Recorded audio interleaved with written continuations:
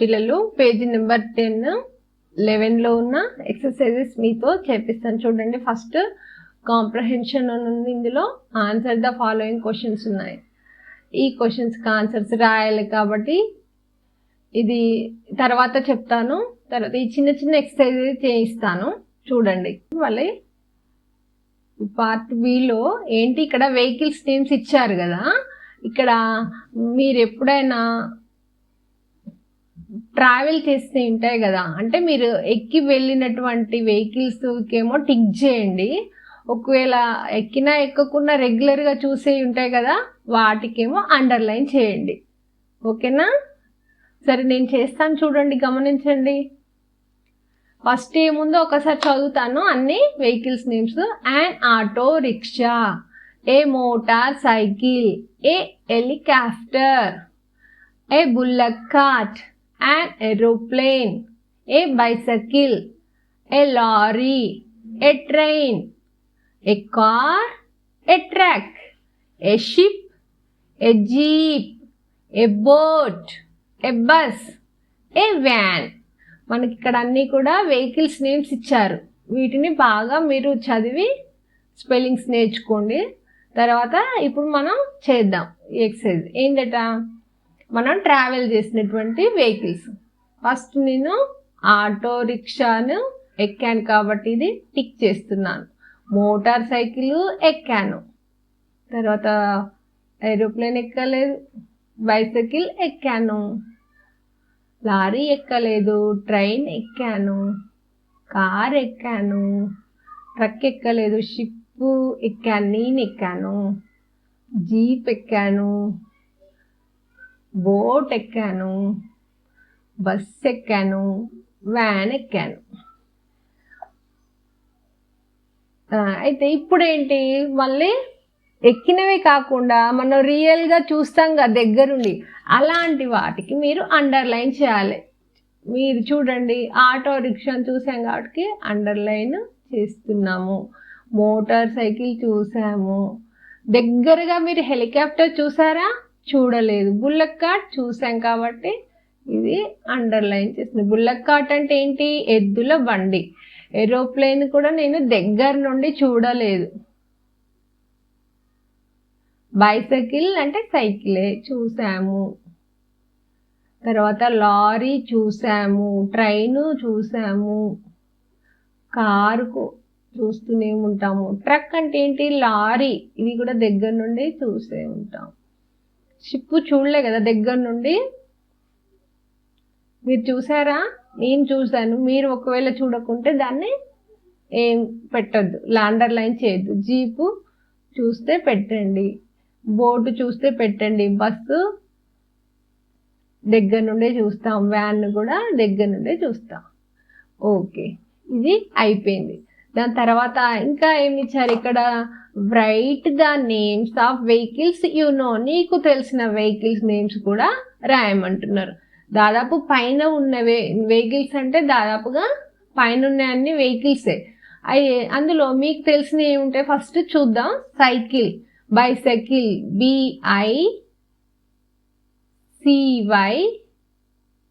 BICYCLE bicycle. తర్వాత ఇంకా ఏంటి, train, TRAIN train. Car, CAR car.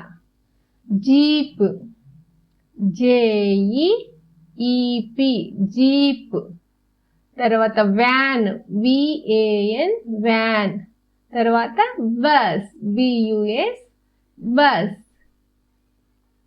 ఇంకా ఇప్పుడు నీకు నచ్చినటువంటి వెహికల్స్ గురించి రాయండి. మీకు ఏ వెహికల్ నచ్చుతుందో దాని గురించి రాయండి. ఇంకా ఇక్కడ చూడండి, Lakshmi is going to Delhi in a tour with parents. Tell her what things she should carry with her. Write them on the balloons given below. You can add more balloons if you want. చూడండి, ఈ అమ్మాయి పేరు లక్ష్మి. ఈమంట ఢిల్లీకి tour వెళ్తుంది వాళ్ళ అమ్మా నాన్నలతో, అంటే పేరెంట్స్తో. అయితే మీరేమన్నా ఆమెకు సలహాలు ఇవ్వండి, ఏమేమి తీసుకోవాలో వెంట అని చెప్తున్నారు. ఈ బాక్సెస్లో, ఈ బెలూన్స్లో రాయాలంట. చూడండి, ఇది ట్రావెల్ బ్యాగ్. ఇందులో మనం ఊరు వెళ్ళేటప్పుడు కావాల్సిన వస్తువులన్నీ పెట్టుకుంటారు. ఇప్పుడు మనకు లక్ష్మీస్ ట్రావెల్ బ్యాగ్లో ఏం పెట్టుకుంది? ఫస్ట్ ఒకటి మన కోసం ఇచ్చారు, టూత్ పేస్ట్ ఒకటి పెట్టుకుంది. ఇంకా ఏమేం పెట్టుకోవాలో మీరు చెప్పండి. ఫస్ట్ ముఖ్యంగా ఏం కావాలి? Water bottle. రాద్దామా?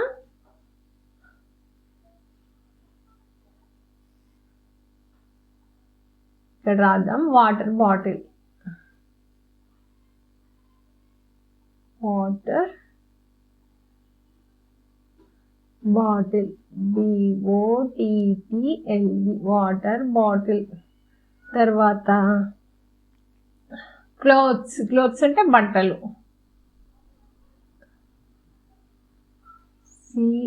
CLOTHES, clothes. తర్వాత సోప్ కనిపిస్తుంది కదా అక్కడ, సోప్ అంటే ఏంటి? సబ్బు, SOAP, సోప్. తర్వాత బుక్స్, స్నాక్స్, బుక్స్. తినడానికి కావాలి కదా స్నాక్స్ అంటే బిస్కెట్స్, చాక్లెట్స్, చిప్స్ అలాంటివి స్నాక్స్. తర్వాత ఇంకా చదువుకోవడానికి, టైంపాస్ కావడానికి బుక్స్ చదువుకుంటారు కదా, బుక్స్, స్టోరీ బుక్స్ అన్నట్టు. బుక్స్ అంటే స్టోరీ బుక్స్ రాద్దామా? ఓకే, స్టోరీ, STO అంటే కథల పుస్తకాలు తీసుకెళ్తుంది వెంట, స్టోరీ బుక్స్. ఓకే, తన వెంట ఏమేమి తీసుకెళ్లాలో మనం రాసాం కదా. మీరు కూడా ఇది టెక్స్ట్ బుక్ తీసుకొని ఇవి రాయండి. మీకు ఈజీగా ఉన్నాయి నేను చెప్తున్నాను. ఓకేనా? నెక్స్ట్ పేజీలోకి వెళ్దాం. In the story we came across some opposite words. ఇందులో మనకు కొన్ని ఆపోజిట్స్ మనం చదువుకున్నాం ఈ లెసన్లో, మనం టాకింగ్ ట్రైన్లో. ఏమి వచ్చాయి చూడండి.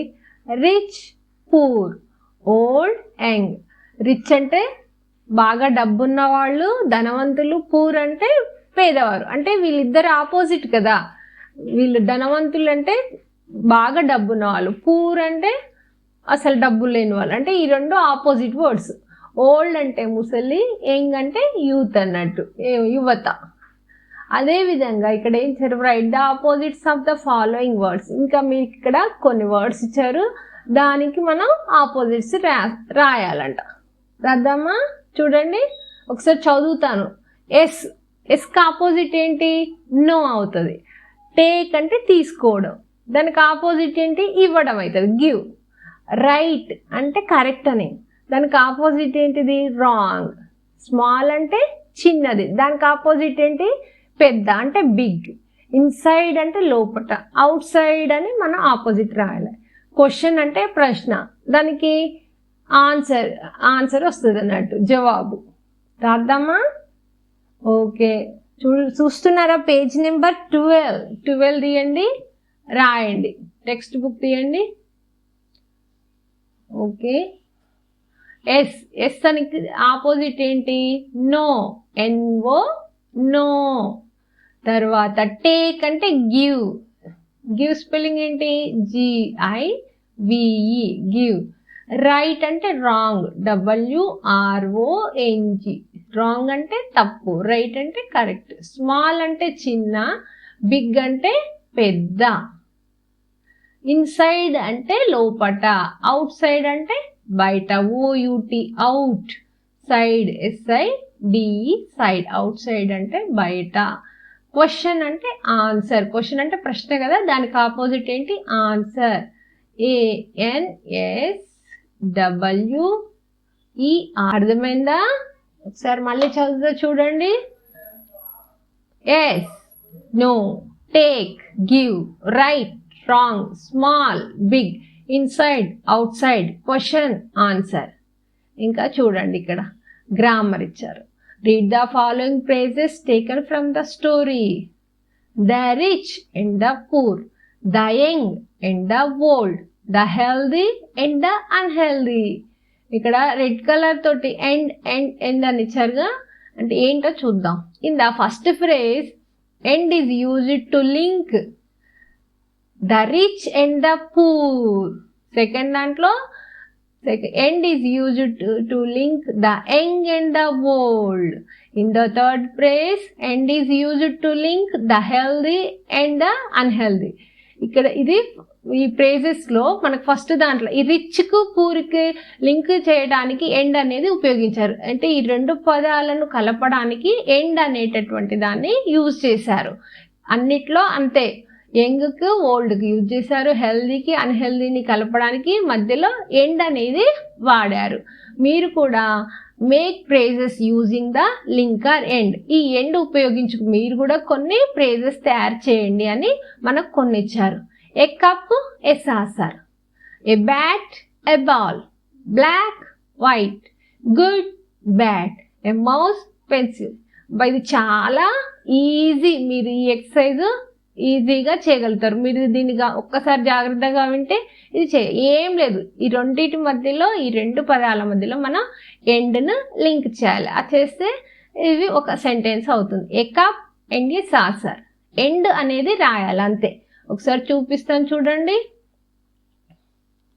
A cup, a cup, C U P cup, a cup. And చూడండి రాస్తున్నా, ఎండ్. తర్వాత యాజ్ ఇట్ ఈస్ అక్కడ ఉన్నది రాయడం. A saucer, SAUCER,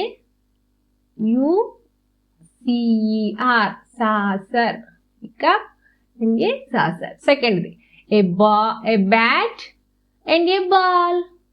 A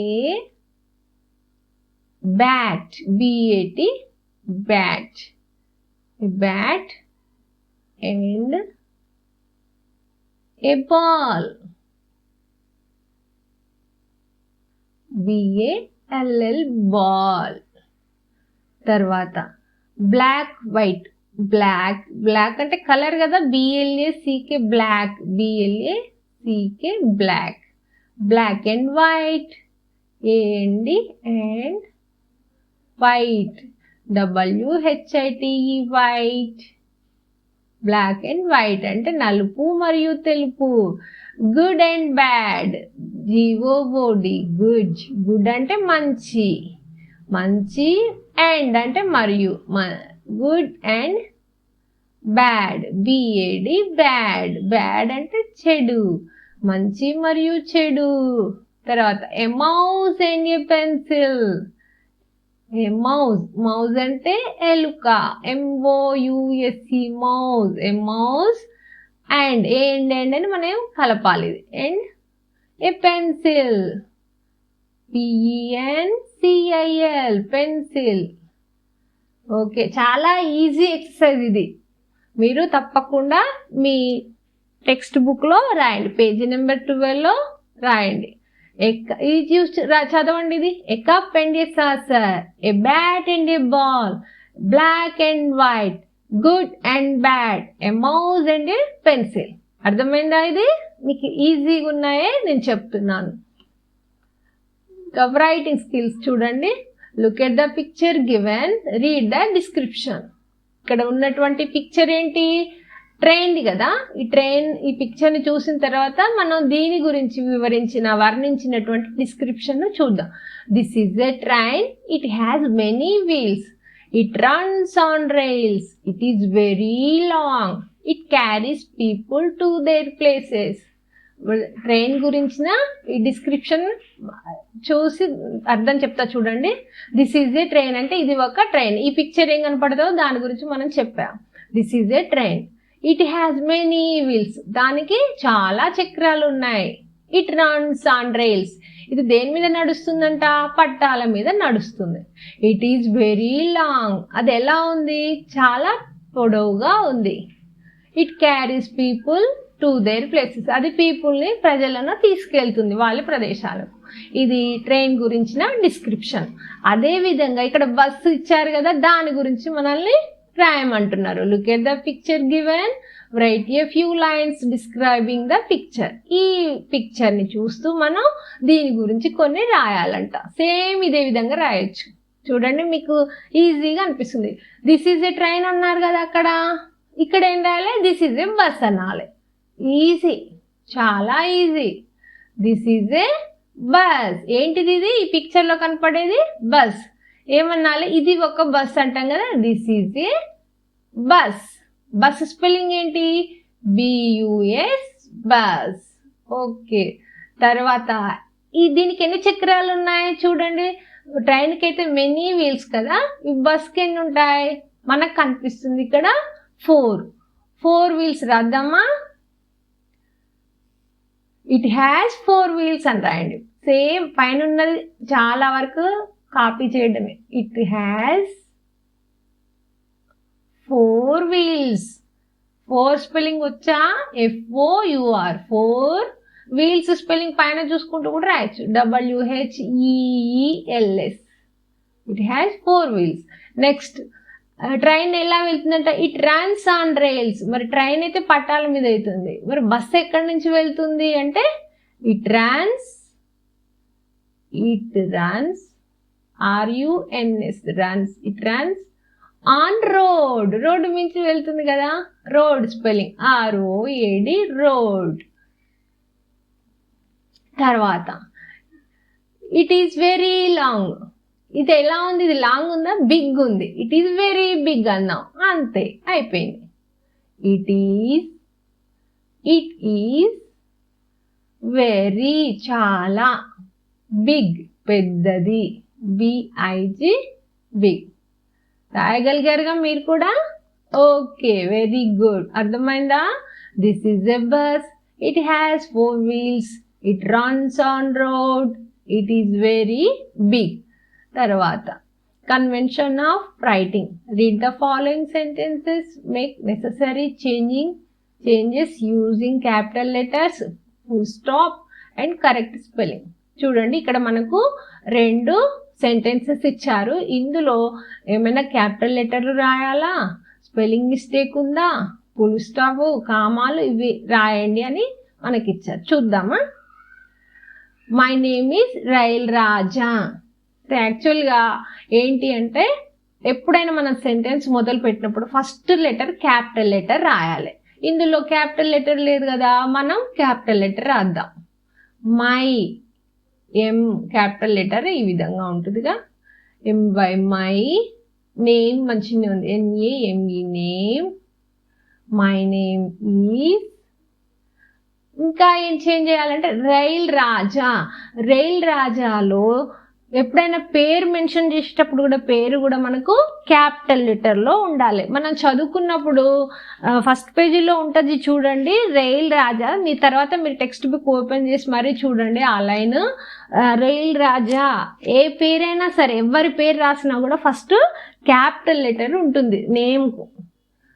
rail, RA, spelling కరెక్టే ఉంది కానీ మనం క్యాపిటల్ లెటర్ ఒక్కటి రాయాలి ఫస్ట్ లెటర్. రైల్, మళ్ళీ రాజా, R క్యాపిటల్ లెటర్, RAJA, రాజా. తర్వాత సెంటెన్స్ అంతా అయిపోయాక లాస్ట్కి ఏమి ఉండాలి? Full stop. ఫుల్ స్టాప్ అంటే ఇక్కడ చూడండి, ఫుల్ స్టాప్ అంటే చిన్న చుక్క, అంతే.